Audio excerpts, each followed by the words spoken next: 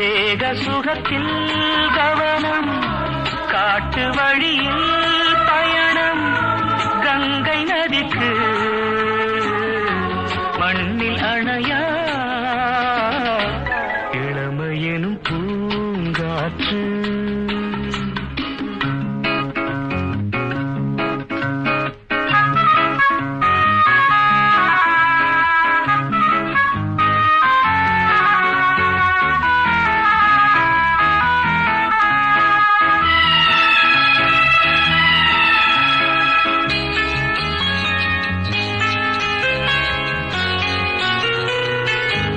அங்கம் முழுதும் பொங்கும் இளமை இதம் பதமாய் தோன்ற, அள்ளி அணைத்த கைகள் கேட்க நினைத்தாள் மறந்தாள், கேள்வி எழுமுன்